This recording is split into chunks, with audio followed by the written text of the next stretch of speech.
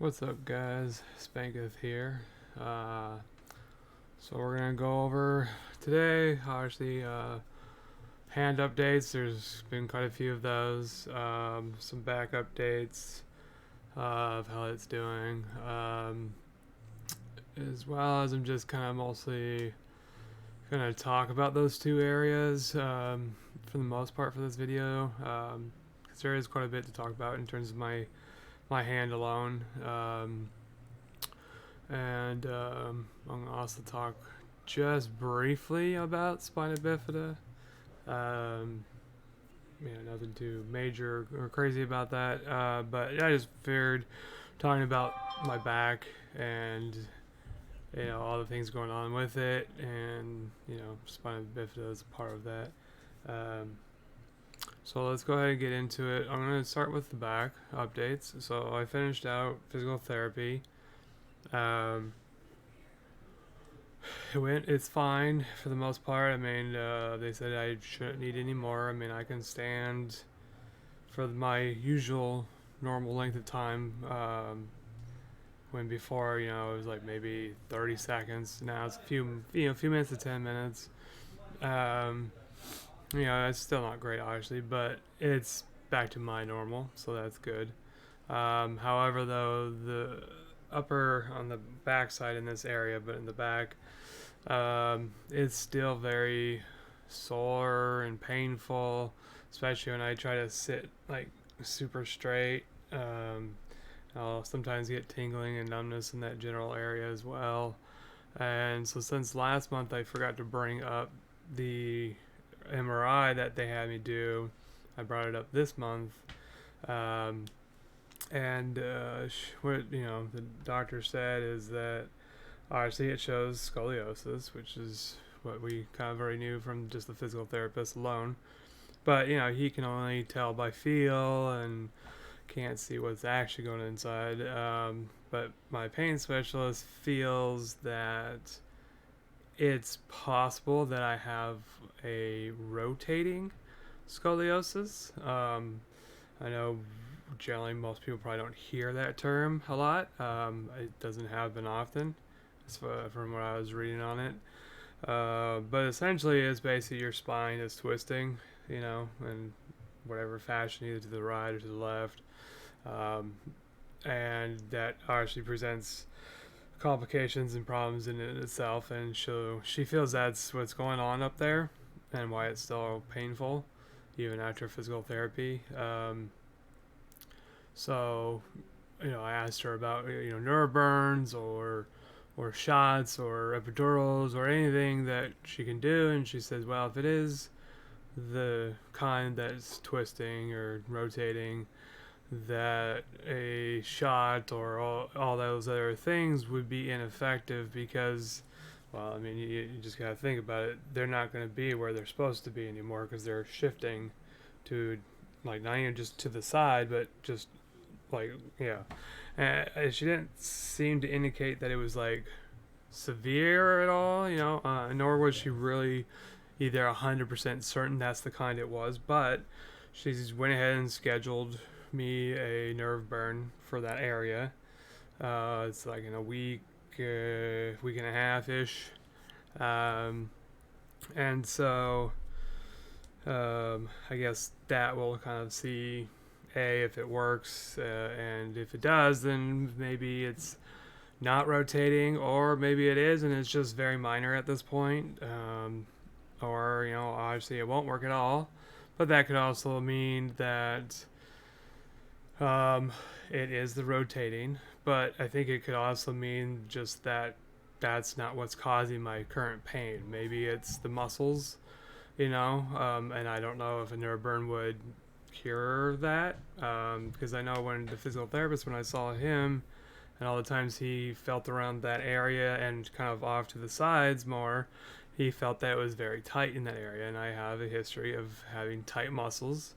Have pretty much my whole life. My hamstrings alone are like, I think I've been told by several therapists and doctors that they're probably the tightest muscles on somebody in that area that they've ever seen. So that's something I've always dealt with, and I know that's kind of makes life a little difficult, which at the same time, it kind of seems like, well, you're double, not double jointed, you're hypermobile, so wouldn't tight muscles, actually help that? Well, it would if it was in the joints, but it's not always or generally in the joints. It's the hamstring, which just goes all the way down the back of your leg. I mean, that's not really holding a specific joint in place per se, and even then, too tight is bad, even if it is in a joint.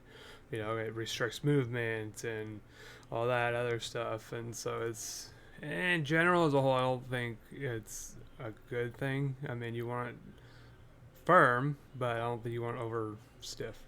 If that makes any sense. Sorry if it doesn't. But anyways, so we'll just see how that procedure goes, and hopefully it works and helps. If not, then when I see her next month, I'll have to again talk to her about it and maybe get more scans or try a different kind of shot. So we'll just see how that one goes, and obviously, as I know more, I'll keep you guys updated. Now let's get into Spina Bifida just real briefly. The reason why I want to bring it up is because, well, most people, if they know what Spina Bifida is, when they hear Spina Bifida and know where it is, they usually think of the traditional Spina Bifida where they're severely impaired and have a very hard time getting around, do lots of things, and it's not a very fun disease to have, to be born with. And while I can say I have Spina Bifida, I don't have the classic or the typical. The kind I have is called Occult Spina Bifida, and all that really means is that I've got a hole in my spine. It wasn't, I don't know if it was there at birth or what, because I actually didn't find out I had a hole in my spine until a couple of years ago when I was going through all these health problems and started having a pain in my lower back and got an MRI, and that's when, lo and behold, in my tail area of the spine, there's a hole, and I don't know how long it's been there. I mean, usually that type of stuff presents at birth, as a defect. It doesn't just usually magically appear for whatever reason. I mean, every doctor that I told about that, they're like, they didn't catch that at birth. So I'm assuming it's just something that happens at birth, and they just didn't notice it, I guess. I don't know, but thankfully it wasn't the kind that impaired my walking or anything else. But that being said, it is still something that has to be guarded, and you have to be careful because you have that hole in your spine now. So now all those nerves in that area are exposed. And so if I fall wrong and something hits it, or, breaks and cracks, whatever, I still have to be very careful in that general area. And I was definitely told I'm not allowed to have any adjustments, chiropractic adjustments in that area either. I don't know if that's just precautionary. But yeah, it's just kind of an interesting thing to know that I have that. Most people don't know I have that do know me. I mean, it's not actually something you just go start telling people anyways, but yeah, it's just, I don't know, it's just one of those weird things that, it's kind of like the cherry on top of the crap sundae. So that's all. I just really wanted to, bring that up since I'm kind of talking again about my back and stuff, and I don't recall mentioning it in previous videos, so I just wanted to make that known. And like I said, while it's not super serious like the traditional Spina Bifida, it is still something that you have to be careful of.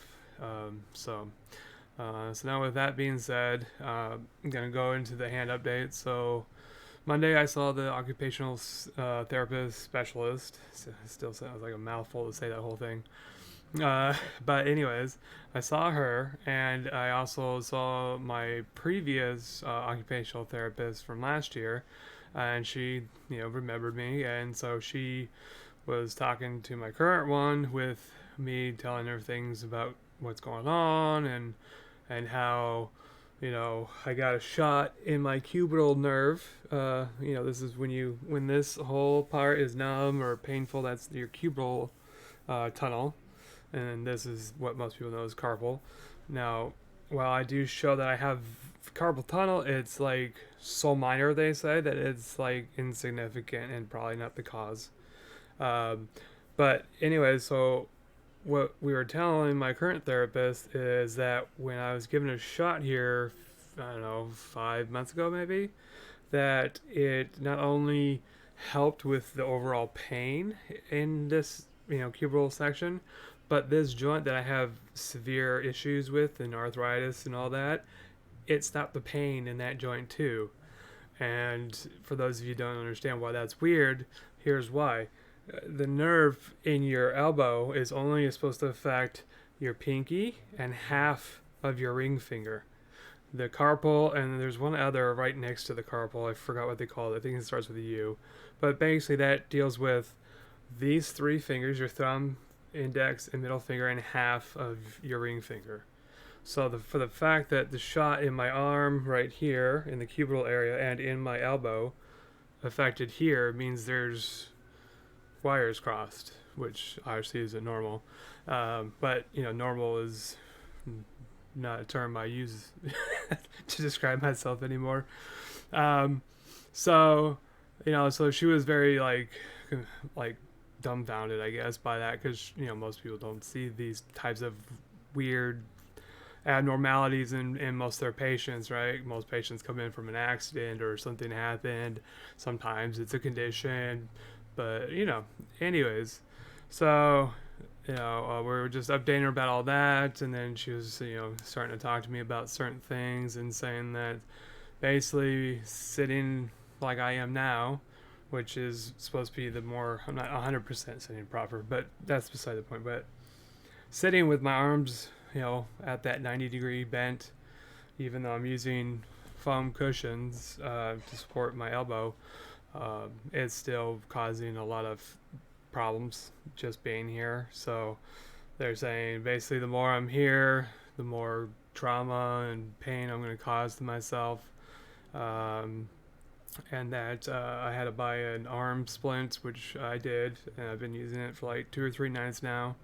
It's essentially, I'll make a link to it too, but it's essentially you have this brace that goes over most of your elbow, and it's just this like either piece of metal or something that you just can't bend, and it just restricts you from bending your elbow, like this when you sleep. That way it doesn't pinch that nerve and cause pain and tingling and just other issues, like the muscle wasting to kind of exacerbate. So it's not comfortable. It's not pleasant. You're basically just, with your arm out like this the whole time. I know every night I've worn it, I probably wear it probably 2/3 of the night, and then it comes right off. Or as in, I take it off, I should say, because it's uncomfortable. And even still, I feel like some numbness and tingling and discomfort going on, and so I take it off to kind of give it a break. Even though they probably tell me to keep it on the whole time, but I'm listening to what my body's telling me, and it says I need to take it off. I need to take it off. I know it has helped in general for the little bit I do wear it, because I've said it in previous videos. I'll wake up, and my whole arm is dead. Or a good chunk of it is just like dead, and so that at least has been reducing that. But in general, I feel like just that whole problem is getting worse again. I don't know if it's maybe because the shot's wearing off, and so I'm starting to feel the full effect of everything coming in, which is quite possible. I don't know how long those shots last, but given my track record for other shots in other places, 6 months is about max. So, who knows? But that's essentially, what she said. And she also gave me a couple little, simple exercises. And the other thing she did notice is when you rest your hand, not like this, but when you're resting your hand flat against the surface, if you lay your whole arm out, your fingers are supposed to they don't have to be flat, but they have to be, more as flat as possible, basically. She noticed that, especially these two, my pinky and ring finger, they curl like claws, and this one's doing it too, but not as bad. I never even noticed that because, I mean, how often do you put your arm down like that and go, oh, that's different from that one, right?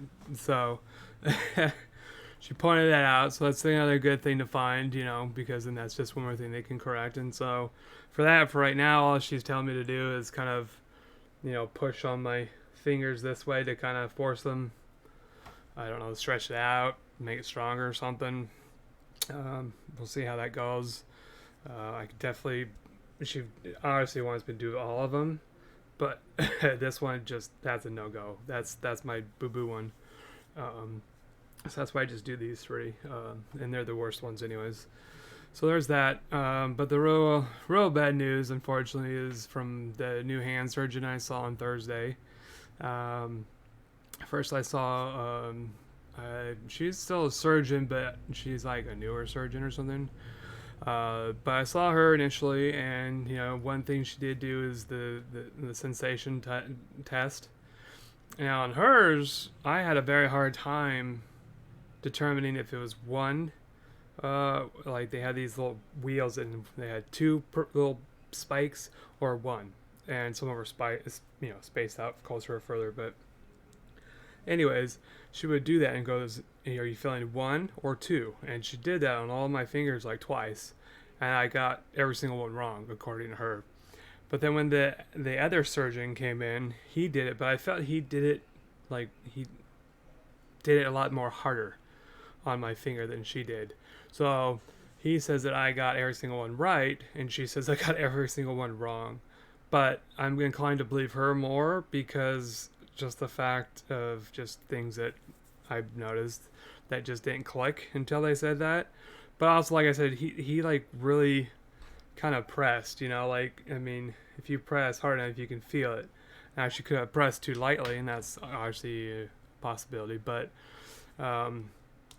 I'm just going to lean on the side of caution and just say that I'm losing sensation there, because it's more than likely, because even when he did it, I had to kind of take a second, and there was a couple times where I did guess, because I didn't really know. But, so, yeah, I'm just going to go with that. So that part sucks, but to me that wasn't the biggest deal. The biggest deal is, well, when they looked at my case and all the health issues I have and all the medications and whatnot, they basically said that they've never dealt with a complex case such as mine, and that they also don't believe that it's the carpal tunnel because it is so negligible on the EMG nerve studies that I had done not too long ago that it just wouldn't be causing it. Plus, I had gotten a shot on Monday for the carpal. It hasn't really made a difference to me at all. And they said it takes 12 hours to notice anything, and it's been since Monday, and I still don't notice a difference. It still feels just as bad. So I agree that it's not the carpal or whatever that other one is next to it. But they said they don't believe in general that it's anything causing, like physical as in nerves causing it. She feels it's more rheumatoidal or autoimmune controlled, which is something I fear the most, because what that generally means is if it's something autoimmune or a condition that's causing it, then there's no like surgery per se that will just go and fix that. Instead, I have to hope there's medication that will stop what's going on. But in most cases, I'm guessing those medications are going to be pretty tough. Either like some biological injection, IVIGs, or like methotrexate, or something not pleasant and that I don't want to add to my already, crap show type thing. So I'm hoping that they're wrong. The head surgeon did feel that it could be my cubital nerve because he tried to aggravate each area, and I maybe felt a very slight tingling or numbing with the carpal, but I almost couldn't notice it. But when he was trying to do the cubital, I definitely felt it. Like it all was tingling and numb all up and down the arm. And so he says it could be that. And he said the other thing he did notice, which I've noticed it, I don't know how long it's been there. I don't remember, but it's been a while. He says the nerve there, the cubital nerve, subluxates, which I've talked about that term before. Basically, it moves, and it's not supposed to. It's supposed to just be in a stationary position. Because when he was trying to grab it, he kept it kept rolling. Like that's what it felt like. It was rolling away every time he tried to pinch it. So I didn't know that was a bad thing or what, but he indicates that's probably what could be the cause. But again, he doesn't know because he doesn't deal with a complex case like mine, nor even seen one. I mean, the other doctor, surgeon lady, she, I get this a lot, and I'm sure other people with lots of health conditions get this too. But she read over my chart and made sure she got all my right medicines and conditions, and after she got out that nice list done, she's like, "Oh man, I'm so sorry. How do you even deal?" And I'm like, "What, with all this crap?" I mean, I don't know how to really answer a question like that. You just deal because you have no other choice. I mean, it's, I don't know. I don't generally, I know she meant well by that as, more of like a sympathetic, like, "Oh, you poor thing," which not really something that helps to hear either. But, I get it. She's just trying to be nice and comforting. But, it's just like, how do you even begin to answer a question like that? Because there's days where I don't know how I even deal because I don't. It just is what it is, and yeah, so it was just interesting to hear that. But anyways, that all given said, since they won't do the surgery because they don't know if the reward is worth the risk, and also because they don't deal with cases like mine, so it's way out of their depth of field. So what they are doing instead is they're going to try to refer me to a doctor at UCLA who deals with complex cases such as mine, and they said he's really good. And I'm inclined to believe so because most doctors I've taken my mom to at UCLA have been just amazing. And so the only obstacle here is my insurance, in hopes that they'll approve of it, and that I'll be able to get an appointment within that 3-month approval period. Because if not, then that's just a huge nightmare. But yeah, so hopefully that will produce some results. Either they'll be willing to risk the surgery, maybe they'll find something else out, or find the actual cause for it if it's not the nerve or whatever.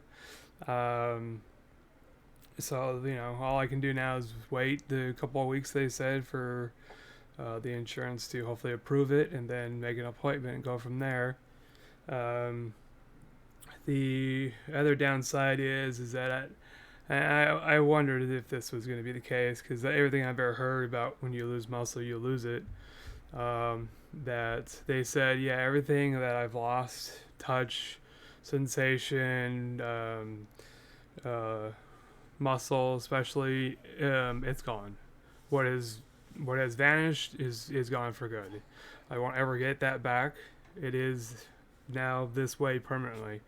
Only thing they can do is to stop the progression of the muscle deteriorating, and the nerves getting worse, and the sensation and all that stuff. All they can do is slow or stop the progression, and that's it. They can't reverse it. There is no reversing it. It is permanent, and that's hard to hear, obviously, especially when it really does impact. I mean, your hands, you use your hands for everything, so it's difficult to hear. In fact, when they first took me at the doctor's appointment, they did that strength test, and one was you just squeeze the whole like grip thing, and they did it with both, which I'm happy they did because I really wanted to see the deficit between the two. And on the full hand squeeze grip, the left one registered at about 38.6, and the right one was like a 46 point something. I don't even know what the normal range average is. I'll have to look that up sometime. But obviously, there's a big difference there, right? Almost 10, like 8 points difference. The real shocker was the pinch test with your index and your thumb. On my left, it didn't even register at a 1. It was maybe like anywhere from like zero point 0.5 to zero point 0.8, I think. And the right registered at over a 5. So, which isn't as big of a surprise because this is my worst joint in all my hands. On top of the muscle weakness and loss and nerves and stuff. So yeah, it's difficult to hear. It's difficult to deal with. It's not easy. You're getting bad news and hearing that it's possibly not something surgery will fix, or that it might be something that surgery can fix, but you might not be having surgery because of the risk involved. I mean, carpal or cubital tunnel surgeries are very minor surgeries, and they happen all the time. So to say that I'm at too high of a risk for a minor surgery tells you a lot. And so it's hard to hear. It's definitely, hopefully, something that won't be the case. I hope they find an answer. Because I don't know how the progression is going to keep going. If it's going to keep going down my arm, if it's going to travel to other areas of my body, I don't know. I don't know if it's a new condition, if it's not nerve related. I don't know if it's a current condition or mix of things or whatever. But those bridges all cross when I see the doctor, hopefully at UCLA, and see what he has to say about it, and kind of go from there type of a thing. So that's that. Sorry I wasn't as cheery as maybe like my last one. But you just gotta keep moving forward, and make the best with what you got, because you have no other choice. I mean, you can just I'll admit it, today I just kind of sat here in my room, just not really doing much, watching TV. Didn't even really feel like playing much because it was too painful. Sitting in my chair more and more, it's getting more difficult. And so I was kind of moping around a lot today, but I gotta let that pass and get over it, and get back to my normal, and just try to keep pushing forward and doing the best that I can, and just try to find enjoyment out of the things that I enjoy, and out of the life I have, and be thankful that's that I have supportive friends and family, and that I have just other things in my life that I need to see as the positives, and not worry about the negatives as much. And I know that's not always easy, but hey, but I thank all of you for watching this video and coming along with me on the journey. I've been posting on my videos, and again, if you have any comments, please leave them down below in regards to health, or anything you might want me to go more in depth on or such.